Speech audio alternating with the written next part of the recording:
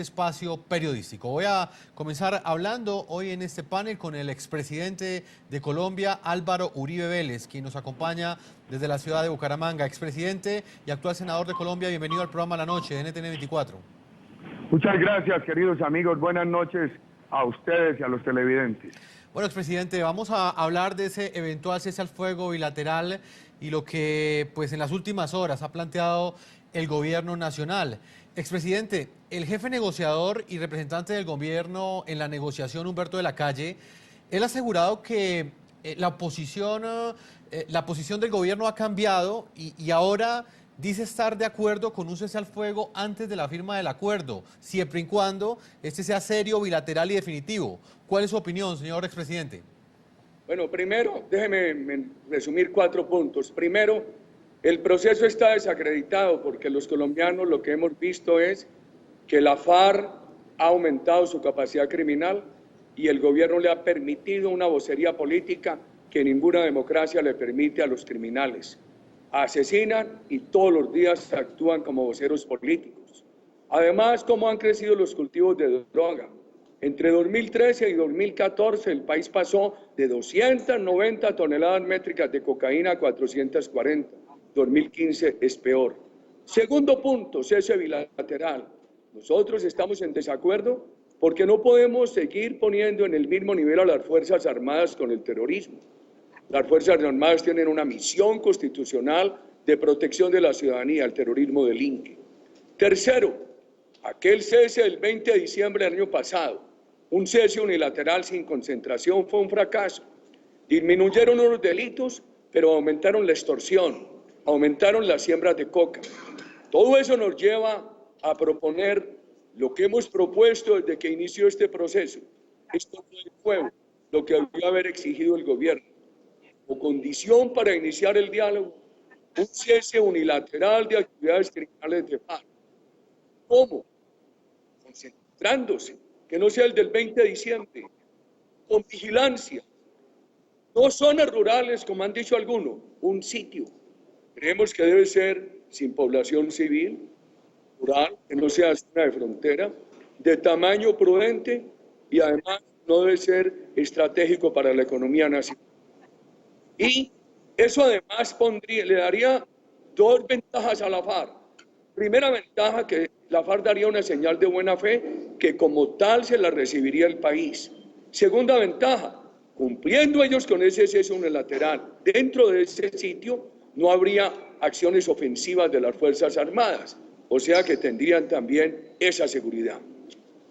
Señor expresidente, y el interrogante que le planteaba, ¿usted qué opinión tiene de ese cambio de postura que en las últimas horas a través de una entrevista ha revelado el jefe de la delegación del gobierno colombiano, Humberto de la Calle? ¿En qué sentido, estimado periodista? En el sentido de que antes el presidente Juan Manuel Santos, en muchas intervenciones, había asegurado que pues no iba a autorizar un cese al fuego bilateral hasta tanto no se firmara un acuerdo final. En la última entrevista, el señor Humberto de la Calle ha dicho que siempre y cuando sea un cese al fuego bilateral serio, verificable, el gobierno estaría dispuesto a conceder esa petición que ha hecho las FARC desde hace varios meses. Pero si es que ya lo hicieron el 20 de diciembre. Y entonces algunos celebraron diciendo que se había reducido el nivel de violencia.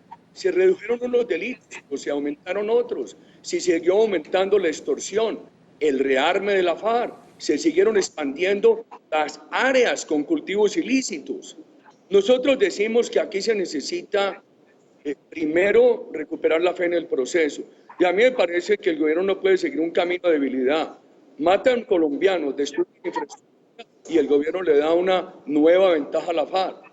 Si hay un proceso serio, garantías para todo el mundo, ¿por qué la FARC no le da una garantía a los colombianos?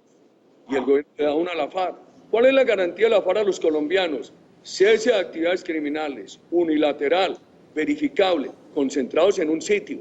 Porque si no es concentrados, entonces ¿quién garantiza que los que están delinquiendo por fuera sean o no de la FARC? Si no es concentrados, va a seguir ocurriendo lo que ocurrió a partir del 20 de diciembre. Más extorsión, más rearme, más secuestro express, más áreas de coca. Que la FARC le dé la garantía a los colombianos del cese unilateral verificable concentrados en un sitio. Ya dije las características de ese sitio. ¿Y qué garantía va a tener la FARC?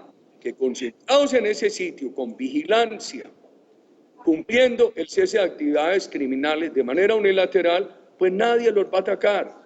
Frente a ese sitio, las Fuerzas Armadas no desarrollarán actividades ofensivas, legítimas, contra ese grupo terrorista, porque ese grupo estaría cumpliendo con el sitio de concentración sin delinquir y sometido a una vigilancia seria. Señor expresidente, y si son varias las zonas de concentración, ¿usted le entregaría respaldo a una iniciativa en esa dirección? Hombre, lo que nosotros hemos dicho es un sitio rural, sin población civil, tamaño prudente, que no sea zona de frontera, que no sea estratégico para la economía nacional. Y estando la FARC en ese sitio, allí reunidos en ese sitio, no serían objeto de actividades o de acciones ofensivas de las Fuerzas Armadas. O sea que tendrían esa garantía. Presidente, y en lo que tiene que ver con lo que han dicho los países garantes, quienes han hecho un llamado a desescalar el conflicto en Colombia, lo dijeron en las últimas horas, y también instaron a las partes a que buscaran ese cese al fuego bilateral, ¿cuál es su opinión?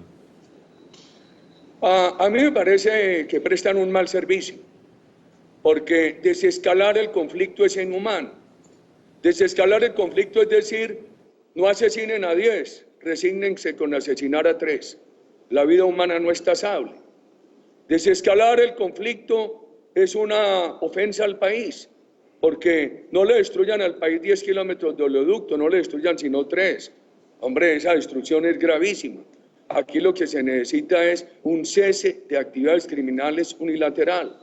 Yo creo que también le presta un mal servicio a este proceso el grupo de países garantes cuando dice que haya cese bilateral. Entonces vamos a seguir, primero ya el país lo vivió y fue un desastre, y vamos a seguir igualando a las fuerzas militares de la democracia con el terrorismo.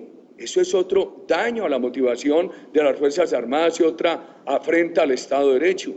Los países garantes deberían exigirle a la FARC, como garantía a los colombianos y expresión de buena fe, que la FARC se concentre en un sitio, que cumpla en ese sitio el cese unilateral de actividades criminales y que haya una vigilancia que esté certificando ese cumplimiento. Señor expresidente, esta propuesta que usted ha hecho ha tenido eco en el gobierno colombiano. Veíamos en esa entrevista hecha por el reconocido periodista Juan Gosaín que pues, el jefe negociador del gobierno colombiano la calificó pues, de constructiva y que no era descartable. ¿Usted ha tenido algún tipo de respuesta por parte del gobierno colombiano frente a esta propuesta que hace usted y que representa el pensamiento de un sector de la opinión en Colombia? Ninguna, pero oyéndolo a usted ahora, yo creo que el periodista a quien todos respetamos, Juan Gosaín, en su pregunta se refirió a zonas rurales. Nosotros nos estamos hablando de un sitio, o sea que de pronto no nos había leído literalmente. Y el doctor de la calle habla de la oportunidad. Nosotros creemos que la oportunidad debió ser hace 5 años. Y ya que no lo hicieron, hoy por lo menos para reanudar el diálogo deberían exigir a eso. Porque a uno lo que le duele, esta mañana yo recibía a la familia en Cúcuta de uno de los policías asesinados recientemente. A uno lo que le duele es que aquí se habla diálogo con la FARC, cese bilateral, proceso de paz. Y estamos dándole la espalda al luto de las familias colombianas, a la ruina de la infraestructura del país, a la amenaza. Estamos volviendo a ser un país de narcóticos. Entonces vamos nuevamente para la economía del crimen.